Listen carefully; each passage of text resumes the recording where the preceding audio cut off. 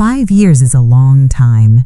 It's long enough to lose 60 pounds, earn 2 promotions, and trade a cramped, tear-soaked apartment for a corner office with a view of the entire city. It's long enough to forget the precise, gut-wrenching timbre of a man's voice as he tells you, "I just need to be with someone who takes care of herself." Long enough to almost forget.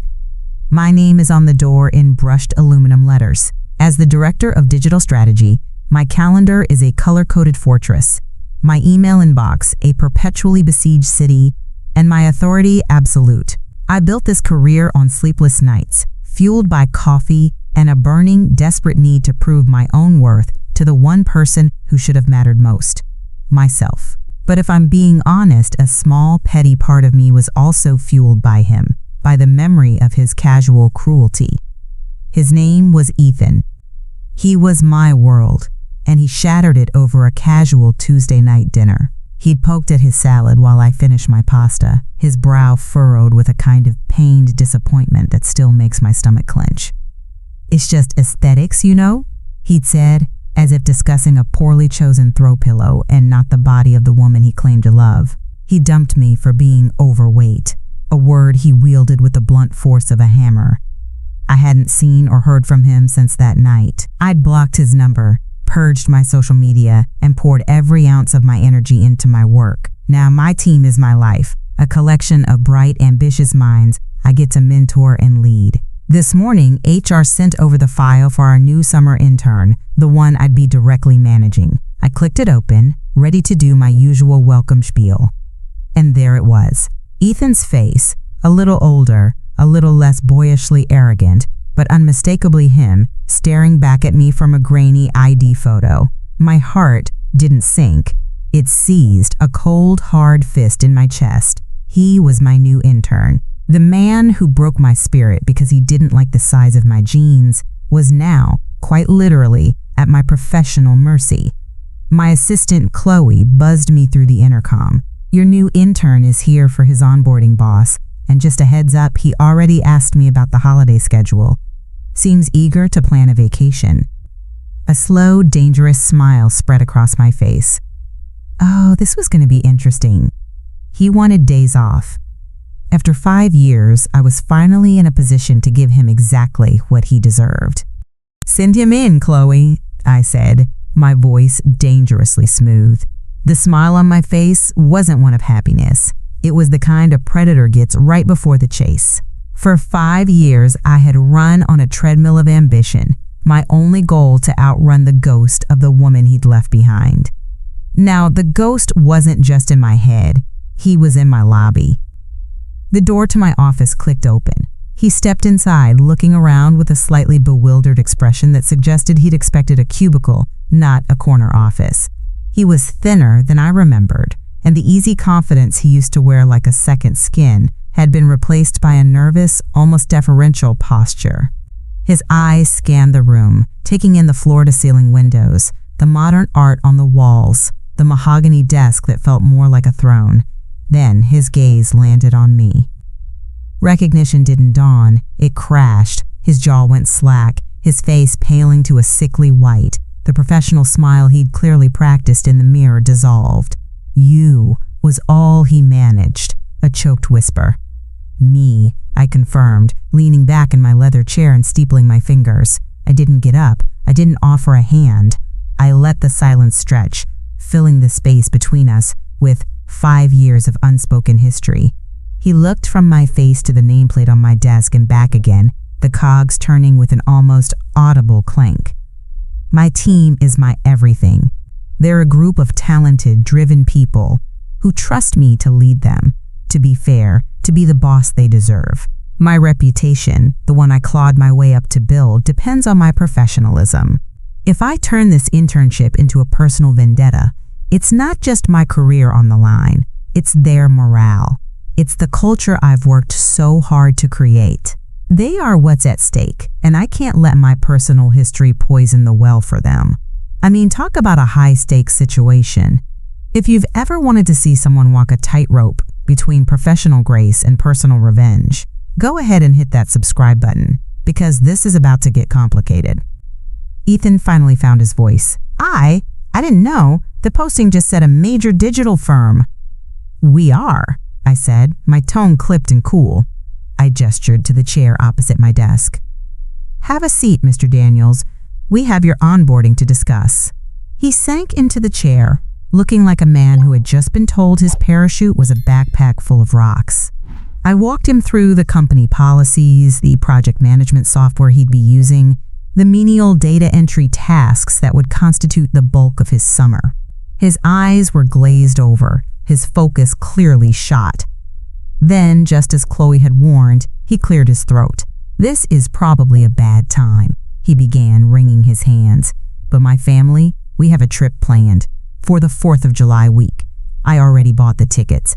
I was just wondering if it would be possible to get that time off. It's really important. And there it was, the inciting incident. The man who had shattered my world over aesthetics was now asking me, his boss, for a favor. He wanted a vacation. After everything he did, he was asking me to accommodate his plans. All the power was in my hands. I could crush this request with a single professionally worded email. I could make his summer a living hell, or I could be the bigger person. The choice was mine, and the ghost of the girl crying over a plate of pasta was screaming for revenge. I held his gaze, the silence in my office so complete I could hear the faint hum of the server room down the hall. Every professional instinct screamed at me to be magnanimous. Approve it. Show him you're above it all. Show him you've moved on. But the petty, wounded part of me, the part that still remembered sobbing into a pillow that smelled like his cologne, wanted to watch him squirm. My silence stretched. He started to fidget, his Adam's apple bobbing. I know the timing is awful, he stammered, his eyes pleading. It's just, this trip is for my fiancée. Her name is Sarah. It's a whole family thing, a destination wedding. We're getting married on the beach. The air left my lungs in a silent rush, as if I'd been punched in the gut. Fiancé. Wedding. The words detonated in the quiet of my office, the shockwave rattling the carefully constructed walls of my composure. It wasn't just a vacation. It was a honeymoon. He wasn't just asking for a week off. He was asking me to bless the celebration of the life he was building with someone else. Someone who was, presumably, up to his aesthetic standards. Something cold and sharp twisted behind my ribs. The professional mask I wore, my armor for the last 5 years, felt like it was cracking right down the middle. This was no longer about a simple choice between grace and revenge. This was a new, more profound level of cruelty, however unintentional. He had shattered my past, and now he was blithely asking me to help facilitate his perfect future. The ghost of the girl crying over pasta wasn't just screaming anymore, she was grabbing a lit torch. I leaned forward, the leather of my chair groaning in protest. My smile was gone, replaced by a placid, unreadable mask. A wedding, I repeated, my voice a low, flat monotone that betrayed none of the seismic chaos erupting inside me. How lovely for you. Please, send me the official request via email with the exact dates. I'll have to review it against the project deadlines. He visibly relaxed, a wave of relief washing over his face. He thought he was in the clear. He thought this was a procedural step. He had no idea he'd just handed me the exact weapon I needed. He had revealed the one thing that was truly important to him, the one thing he couldn't bear to lose. And now its fate rested entirely in my hands. The tightrope I was walking just snapped. There was no going back. He practically sprinted out of my office, the click of the closing door sounding like a starting pistol. I stared at the wood grain, my hands gripping the arms of my chair so tightly my knuckles were white. Fiancé. Wedding. The words were a 2-beat rhythm hammering against my skull. He wasn't just a ghost from my past. He was a harbinger of a future I was meant to be excluded from, now asking for my permission to go celebrate it. The desire for revenge was a physical thing, a hot, coiling serpent in my gut. But my career, my reputation, the life I had so meticulously built from the rubble he'd left behind, that was everything. I couldn't just light a match to it for a moment of satisfaction. There had to be another way. A proper way. My fingers flew across the keyboard, typing an email to David Chen, our head of human resources. Subject: urgent meeting, potential conflict of interest. I had to use the system. It was the only way to get him out of my department, out of my line of sight, and remove the temptation entirely. HR existed for this exact reason: to manage complex personnel issues and protect both the employees and the company. I would lay out the facts, they would see the untenable situation, and they would reassign him. Problem solved. An hour later, I was sitting in a sterile beige visitor's chair opposite David's desk. He was a man who spoke exclusively in corporate platitudes, his face a carefully neutral mask. I laid it out for him, keeping my voice steady and my tone professional. David, thank you for seeing me. I need to report a significant conflict of interest regarding the new intern, Ethan Daniels. I began. Mr. Daniels and I were in a serious, long-term romantic relationship that ended 5 years ago. Given our personal history, I do not believe it is appropriate for me to be his direct supervisor. It compromises my ability to be impartial and creates a potentially fraught work environment. I'm formally requesting that he be reassigned to another team.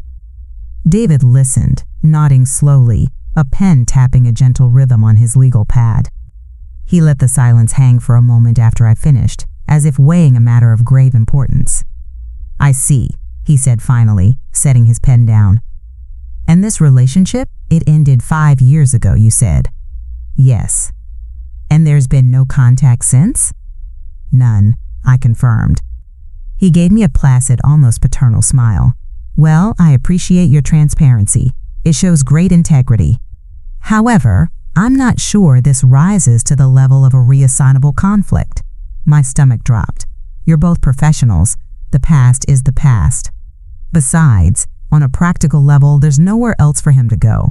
The digital strategy internship is a specialized role you designed. Moving him would effectively mean terminating his internship, and we don't have cause for that. My frustration began to simmer. David, the circumstances of the breakup were difficult. I'm telling you as a senior manager that this is a compromised situation. He leaned forward, his voice dropping into a confidential, coaching tone. Look, I see this as an opportunity for you. You're one of our most effective leaders. We trust you to navigate complex team dynamics.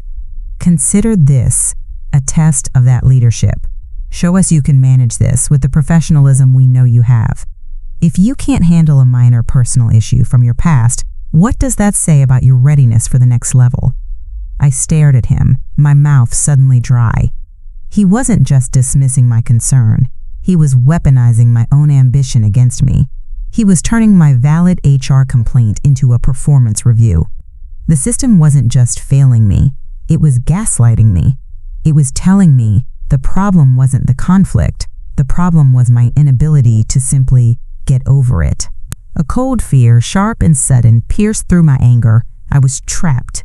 I had tried to do the right thing, to use the proper channels, and had been told to suck it up and use it as a, quote, leadership opportunity. I walked back to my office in a daze, his words echoing in my ears. The very system I trusted to provide a solution had instead bolted the door shut, leaving me alone in the room with the serpent. Back at my desk, I clicked open my inbox. There it was, an email from Ethan Daniels. Subject: time off request. My hands trembled as I read the body.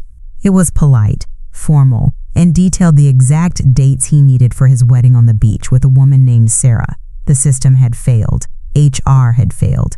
The only authority left in this situation was me, and he had just formally asked me to decide the fate of his happiness. My fingers hovered over the keyboard, a phantom weight holding them down. I could deny it. Right now, a few curt, professional words. Unfortunately, project timelines during that period are critical, and we will require all hands on deck. Request denied. Simple, clean, devastating. But I didn't. I closed the email, leaving it marked as unread. A scarlet letter in my inbox. Let him wait. Let him wonder. Let the silence be my opening salvo. For the rest of the day, I tried to work. I stared at spreadsheets until the numbers swam. I reviewed wireframes for a new client portal, but my mind kept superimposing Ethan's slack-jawed face over the mock-ups. The serpent in my gut was no longer just coiled. It was restless, slithering, looking for a way out. The hours bled away. My team packed up, calling out goodbyes that I barely registered. Soon, the floor was quiet, the only sounds the distant groan of the elevator and the hum of my computer. My office, once my sanctuary, now felt like a cage. A soft knock came at my open door. I looked up, expecting the night janitor. It was Ethan. He stood there, holding his messenger bag. A tentative, almost boyish smile on his face. The same smile he used to use when he knew he'd messed up and was trying to charm his way out of it. "Hey," he said, his voice low. "Sorry to bother you so late. I saw your light was still on." I didn't invite him in. I just stared, my expression a flat, barren landscape. "Is there a work-related issue, Mr. Daniels?" He winced at the formality. "Ethan, please. Look, can we just talk for a second? This is obviously really, really awkward." He took a step inside without waiting for an answer, invading my space, bringing the stench of our shared history with him. "I just want to say, you look amazing, really. The job, this office, it all suits you. I'm happy for you." The words were meant to be a balm, an olive branch, but I heard what was underneath. He wasn't happy for me. He was shocked. Shocked that the girl he'd discarded had somehow managed to assemble a life that dwarfed his own. The compliment wasn't about my success. It was about his surprise that I was capable of it. "And about the you-know," he continued, gesturing vaguely at the air between us. "I was an idiot back then, a kid. I didn't know what I had." My blood ran cold. He was trying to use the past, our past, as leverage. He thought a half-hearted, 5 years too late apology would grease the wheels on his vacation request. The audacity of it was breathtaking.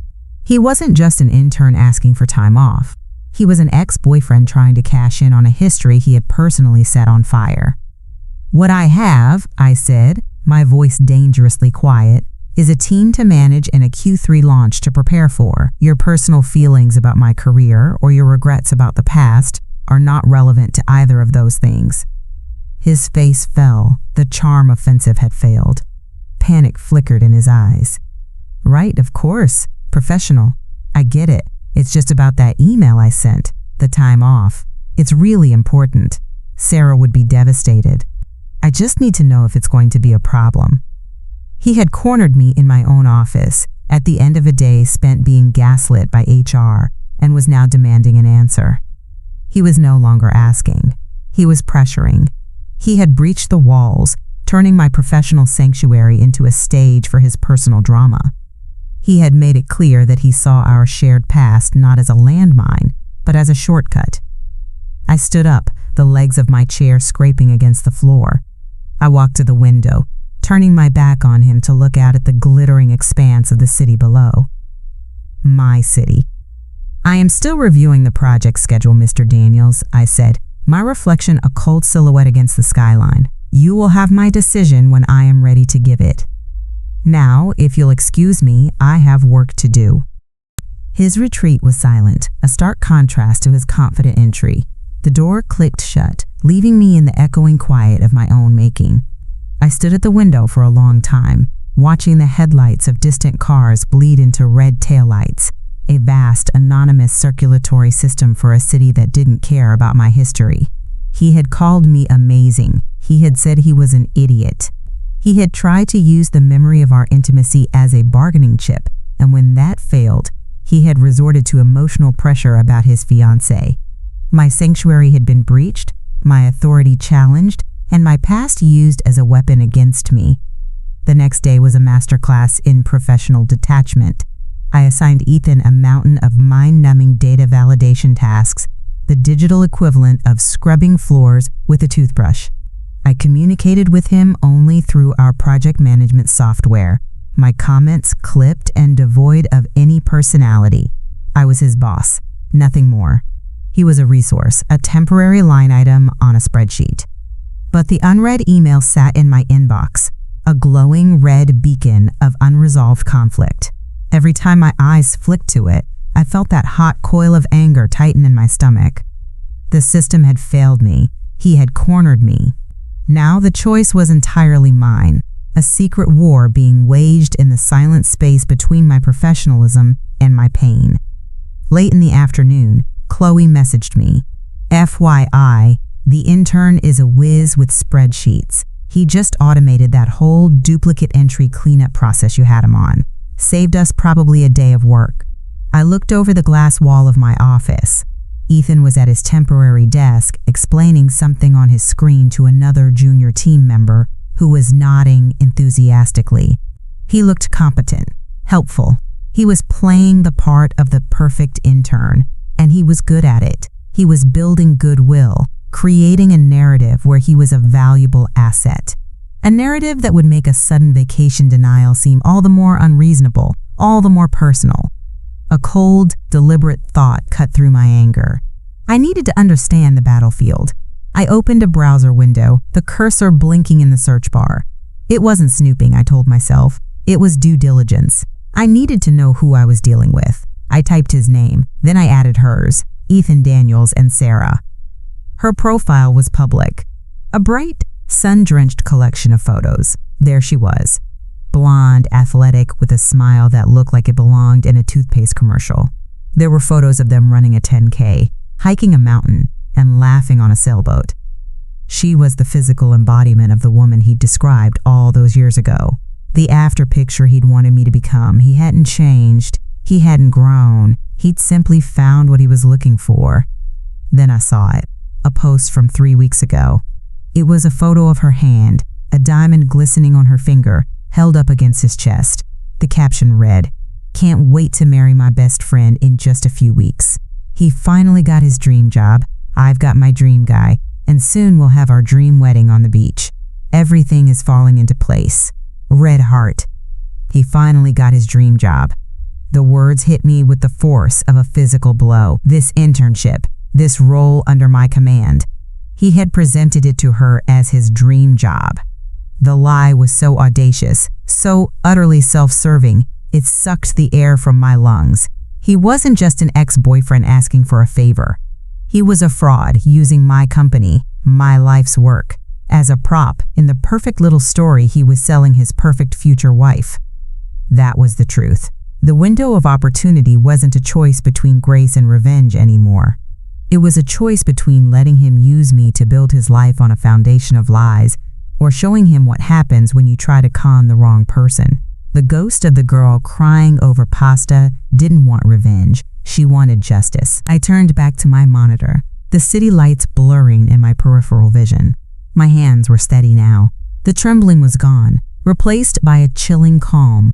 I moved my mouse, the cursor hovering over the subject line of his email. Time off request. With a decisive click, I opened it. The polite, formal words filled my screen. My cursor blinked in the reply field, waiting. My fingers typed a single, curt line into the reply field. "Please, see me in my office at once." I hit send. Then I forwarded Chloe the link to Sarah's social media post. "Print this for me, please, full color." A moment later, a meeting request popped onto his calendar, visible to the entire team who shared his schedule. Subject: time off request and performance review. He appeared at my door less than a minute later, his face pale, the confident swagger from the day before completely gone. He looked like a man walking to his own execution. "Close the door," I said, my voice quiet. He did, the soft click of the latch sealing us in. I gestured to the chair opposite my desk, the same one he'd sunk into on his first day. He sat on the very edge of it, his hands clenched into white-knuckled fists on his knees. I let the silence hang, watching him. I didn't look angry. I didn't look hurt. I felt a strange, icy clarity, the kind that comes after a fever breaks. On my desk, face down, was the full-color printout Chloe had delivered. "I've been reviewing your request, Ethan," I began, my tone the same I would use for any quarterly budget meeting. "And I also wanted to discuss your performance. Chloe tells me you've already found ways to automate some of our more tedious data processes. That's impressive. It shows initiative, a real desire to make your mark here. He blinked, confused by the praise. Thank you. I'm just trying to be helpful. I'm sure you are, I said, my voice uninflected. It's exactly the kind of dedication I'd expect from someone in their dream job. The color drained completely from his face. He knew. I don't know what you mean. Don't you? I slowly turned the printout over and slid it across the mahogany expanse of my desk. It was the photo of Sarah's hand, the diamond, the gushing caption. His own lie, captured in glossy ink. He stared at it as if it were a venomous snake. I read the caption, I said, my voice dropping to a near whisper, forcing him to lean in. He finally got his dream job, this internship, this entry-level temporary position where you report to me. This is what you told your fiancé was your dream job. He flinched, his eyes darting from the photo to my face. The panic was back, wild and cornered. Look, I can explain. No, you can't. I cut him off, the words sharp as broken glass, because I finally understand. It was never about me, was it? Not really. It's always been about the aesthetics. 5 years ago, you needed a girlfriend who looked a certain way to complete your picture. And now, you need a job that sounds a certain way to complete this one. I tapped the photo with a single finger. You're a fraud, Ethan. You're using my company, my success, the life I bled for, as a prop to sell a lie to your future wife. He finally broke. His shoulders slumped, the fight going out of him. It wasn't supposed to be like this, he whispered, his voice cracking. The job market is brutal. I have a master's degree, and I couldn't find anything. Sarah, her family, they expect things. I just needed something that sounded good. I saw the company name, and I thought I just needed a win. I was desperate. You were desperate, I repeated, the words tasting like ash. I thought of all the times I had felt desperate, crying in my car after a workout, staying up until 3 a.m. studying for a certification, eating sad, lonely salads while my stomach screamed for something more. My desperation had forged me. His had just taught him how to lie better. This was the moment, the culmination of 5 years of pain and ambition. My position as his boss, the very power he had inadvertently handed me, was the key, the fulcrum on which his entire fabricated future now rested. I could deny the request. I could fire him for misrepresenting himself. I could shatter his perfect picture just as he had shattered me. I swiveled my chair back to my monitor, opened his email, and clicked reply. His eyes were fixed on me, wide with terror, waiting for the axe to fall. My fingers moved deliberately across the keyboard. Hi, Ethan, I typed. Time off request approved. Have a wonderful wedding. I hit send. An automated confirmation pinged on his phone, the sound loud as a gunshot in the silent office. He stared at me, his jaw slack with disbelief. You approved it? I turned back to him, a slow, cold smile spreading across my face. It wasn't a smile of forgiveness, it was a smile of victory. Yes, I want you to go. I want you to stand on that beach, next to Sarah, and say your vows. And every time you look at her for the rest of your life, I want you to remember that your marriage, your perfect life, is built on a lie that I know all about, a lie that I had to personally approve for you. I leaned back in my chair, the leather creaking softly. Your dream job is letting you go to your dream wedding. You got exactly what you wanted. Now get out of my office. You have data to validate. He stumbled out of my office, a ghost in a suit, leaving the door slightly ajar. I didn't move. I just listened to his footsteps fade down the carpeted hall until the only sound was the thrum of blood in my own ears. The icy calm that had carried me through the confrontation shattered, and a tremor ran through my hands. I gripped the arms of my chair, my knuckles white, my whole body vibrating with the adrenaline crash. The victory, which had felt so absolute and righteous just moments before, now tasted like acid. I had won. I had delivered the perfect, cutting monologue. I had watched the confident facade he wore crumble, into the pathetic desperation of the man he truly was. But he was still here. Tomorrow morning he would be back at his desk, a living, breathing monument to my past, and I would be his boss.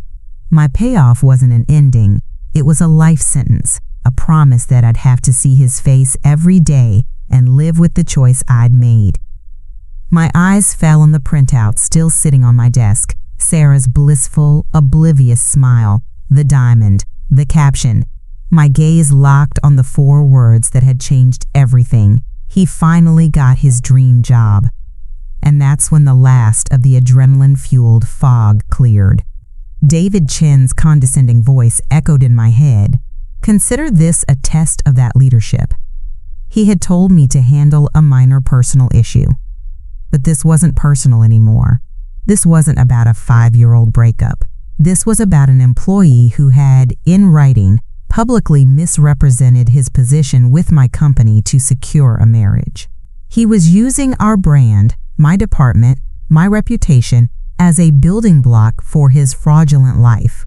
This wasn't a conflict of interest I needed to manage. This was an integrity issue the company needed to solve. I had tried to use the system, and the system had failed me. But I had gone to them with a problem. Now, I was going back with proof. I picked up the phone on my desk, my fingers steady once more. I didn't call HR's general line. I dialed David Chen's direct extension. He picked up on the second ring, his voice smooth and unbothered. David Chen speaking.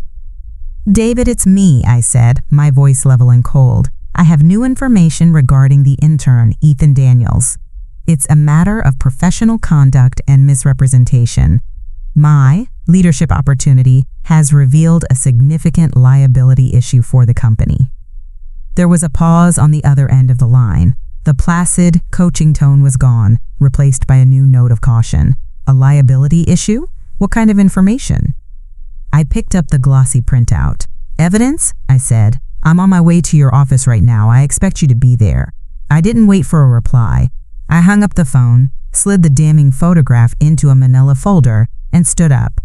As I walked out of my office, past Ethan's empty desk, I felt the last 5 years click into place. The system hadn't failed. I had just been using the wrong key. Now I had the right one, and I was about to make it work.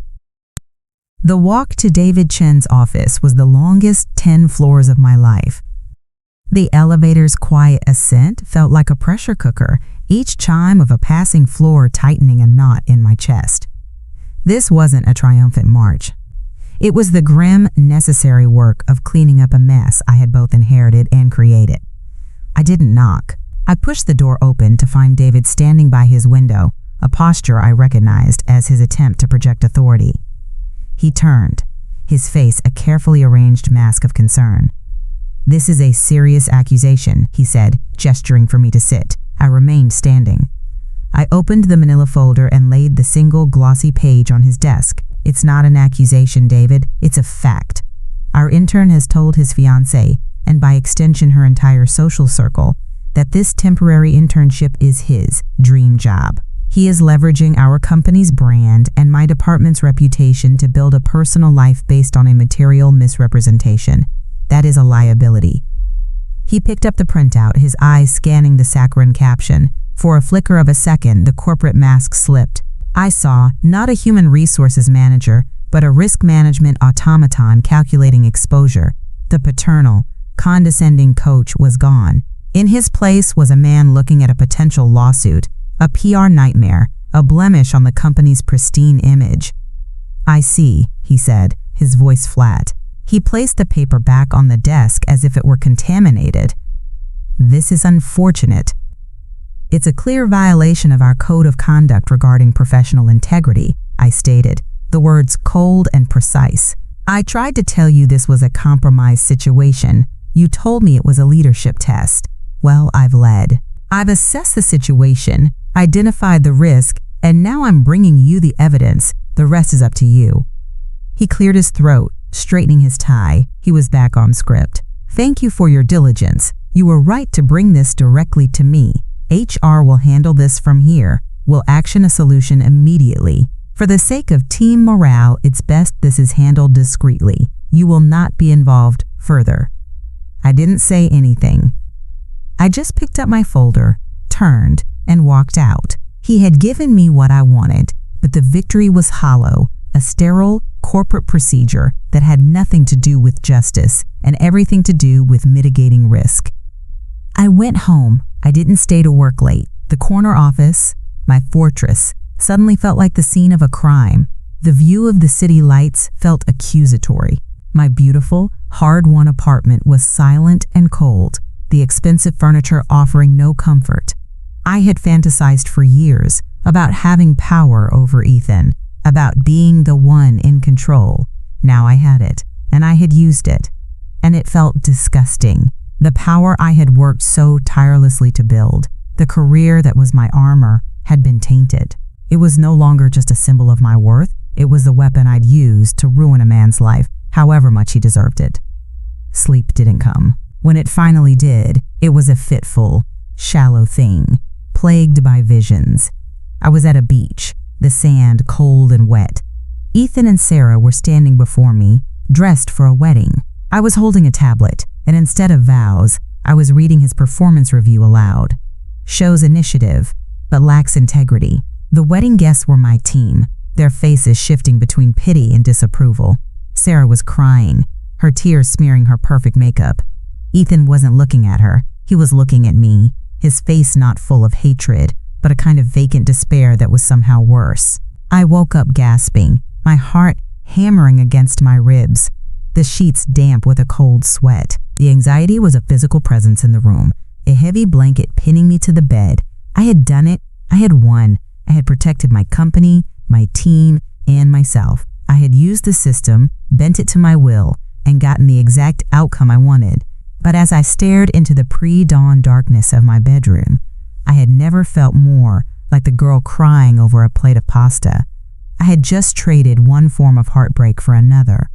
The next morning, I walked into the office feeling like an imposter in my own life. The crisp lines of the lobby, the quiet hum of productivity, the brushed aluminum of my name on the door, it all felt like a set for a play in which I no longer knew my lines.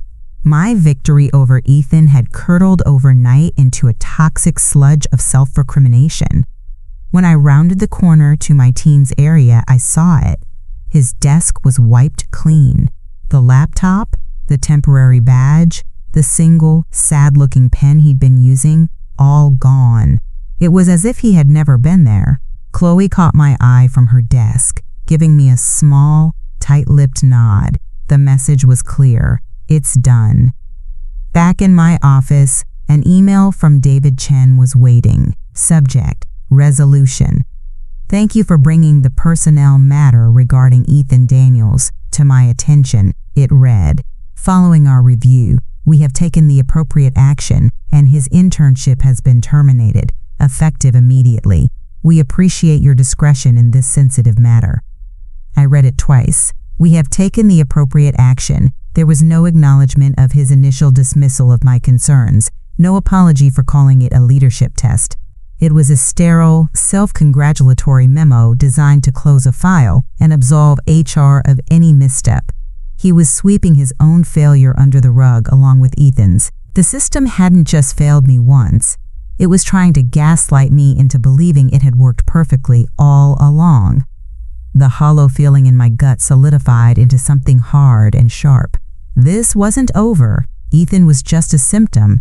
David's cavalier attitude was the disease. What if the next person who came to him with a legitimate conflict wasn't a director?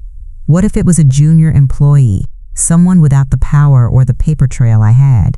He would have chewed them up and spit them out, telling them to, quote, show leadership, while leaving them in an untenable, potentially dangerous situation.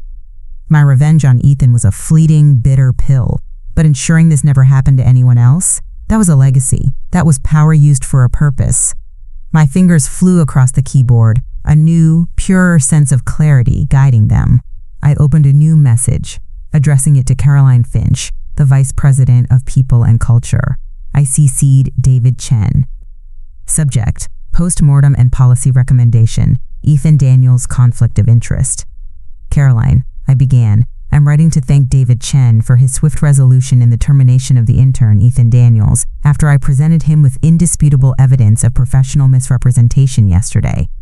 However, I am also writing to formally document that this evidence only came to my attention after my initial, urgent request to have Mr. Daniels reassigned was denied.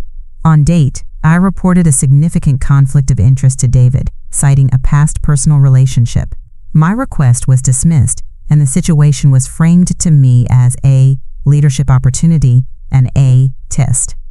While I appreciate the trust in my managerial skills, this approach is a systemic failure waiting to happen. The existing policy allowed a clear conflict of interest to be reframed as a performance metric, placing both me and the company at risk. It was only by chance that I discovered the liability issue of Mr. Daniels, public misrepresentation. Had he been a more subtle manipulator, or had I simply managed the personal issue as instructed, the company would still be exposed. This cannot be a matter of managerial discretion. I am therefore formally recommending a mandatory review and revision of our conflict of interest policy. We need a clear, non-negotiable escalation path for when an employee at any level reports a prior personal relationship with a direct superior or subordinate.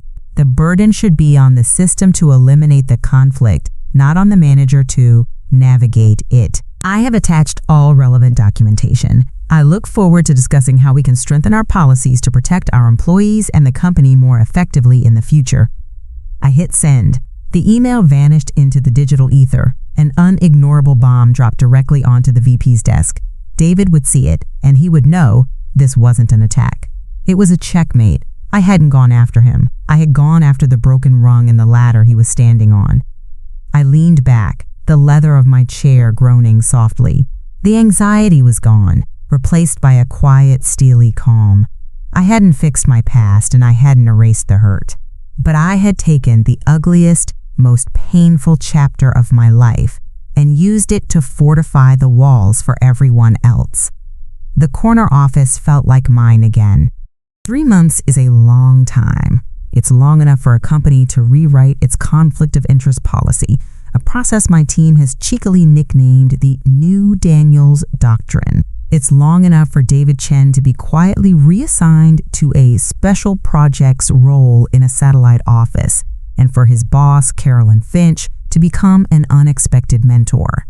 It's also, as my therapist Dr. Anya Sharma points out every Tuesday at 4 p.m., long enough to start untangling the difference between power and control. "You couldn't control Ethan's cruelty," she'd said last week, her voice a calm anchor in the storm of my retelling. "So you tried to control everything else. Your body, your career, and finally, him. The moment you stopped trying to control him and focused on fixing the broken system, you took your power back." The words have been echoing in my head ever since. After I sent that email to Caroline, the world didn't end. It shifted. There were meetings. Quiet, serious discussions where I wasn't treated like a hysterical woman or a cog in a machine, but like a director with a valid, actionable point. The policy was rewritten. The burden of a conflict of interest now falls on HR to resolve, not on the manager to navigate. I didn't just get Ethan out of my life. I made sure no one else would ever have to endure a David Chen telling them their problem was a leadership test. Tonight, for the first time in recent memory, I left the office at 6. The corner office is mine again, but it feels different. The armor I wore at that desk has been replaced by a simple blazer. The ambition still burns, but it's no longer fueled by desperation. It's fueled by purpose. Chloe had insisted we go out to celebrate a successful project launch. She chose the place, an intimate Italian restaurant downtown with checkered tablecloths and candles flickering in Chianti bottles. As the waiter approached, my stomach gave a familiar reflexive clench. I saw the menu, but in my head, I saw a plate of pasta and Ethan's disappointed face. "I'll have the carbonara," Chloe said, snapping me out of it. The waiter turned to me. "And for you?" 5 years of salads, grilled chicken, and self-denial flashed before my eyes. The ghost of that girl, the one crying over her own appetite, whispered all the old, familiar poisons. You shouldn't. It's too much. What would he think? Then another voice, calmer and stronger, Dr. Sharma's. You couldn't control him, but you can control this. I took a breath. I wasn't that girl anymore. I wasn't proving anything to Ethan or to myself. I was just hungry. I'll have the lasagna, I said, my voice clear and steady, and a glass of the house red, please. The food arrived, a beautiful bubbling square of cheese and sauce. It smelled like comfort. I took a bite. It wasn't a victory. It wasn't revenge. It was just pasta. And it was delicious. As I ate, I thought about the new intern I'd been assigned last month. A nervous, brilliant young woman who reminded me a little of myself at that age. Last week, she'd made a significant error on a client report. My first instinct, the old instinct, was to feel the hot flush of annoyance, of control being lost. Instead, I'd called her into my office, closed the door, and said, "This is a tricky client. I made the same mistake on my first project here. Let's walk through it together and fix it." The relief on her face was a brighter reward than any revenge could ever be. That was power. Not the ability to approve a vacation request or terminate a job, but the ability to build, to support, to fortify. I finished my wine, the warmth spreading through my chest. The ghost wasn't screaming anymore. She wasn't even whispering. For the first time in 5 years, she was just quiet, and she was finally full. Chloe was in the middle of a story about her disastrous attempt at making sourdough starter, her hands gesturing wildly, when she paused and looked at me. "You okay? You've been staring at that empty plate for 5 minutes like it holds the secrets to the universe." I blinked, a small smile touching my lips. "Sorry. It was just really good lasagna." She narrowed her eyes, her friendship a finely tuned instrument for detecting bullshit. It's not about the pasta, is it?" "No," I admitted, swirling the last of the wine in my glass. "It's not. I was just thinking about the new intern, Maria, and how good it felt to help her fix that report instead of the alternative. The alternative hung in the air between us, the path I almost took, the power I almost abused." Chloe knew the whole story, pieced together from late-night calls and my uncharacteristically tense demeanor that awful week. She reached across the table and patted my hand. "You did the right thing. Not just for you, for all of us. That, Daniel's doctrine, is a legend on the junior floors." I thought about Ethan then, maybe for the last time with any real emotional texture. I wondered if he and Sarah had their beach wedding. I wondered if he ever told her the truth, or if he just found a new lie, another prop for his perfect-looking life. The thought came and went without a single pang of anger or hurt. It was like remembering the name of a character from a book I'd read long ago. It no longer had the power to wound me. He was just a footnote in my story, while I had become the editor of my own. Later that night, back in my apartment, I stood in front of the full-length mirror in my bedroom. For 5 years, I had seen a work in progress, a project to be managed, a body to be disciplined. For the first time, I just saw me. Not the before picture, not the after picture, just the picture. I saw the woman who had survived a broken heart, who had built a career from scratch, who had faced down her ghost and won, not by destroying him, but by refusing to become him. The power I had craved wasn't the corner office or the title on the door. It was the quiet, unshakable knowledge that I could be trusted with my own authority, that I could be kind when it would have been easier to be cruel. That's the real payoff. It's not about getting revenge. It's about getting to a place where you no longer need it. It's about realizing the person you were so desperate to prove wrong doesn't even occupy a space in your head anymore. You needed that space for your own life, for your own joy, for your own damn lasagna. So that's the story. That's how I walked the tightrope between professional grace and personal revenge and made it to the other side. If you enjoyed this story and want to hear more about navigating the messy, complicated, and sometimes deeply satisfying climb to the top, make sure you hit that like button and subscribe. You never know what you'll learn on the way up.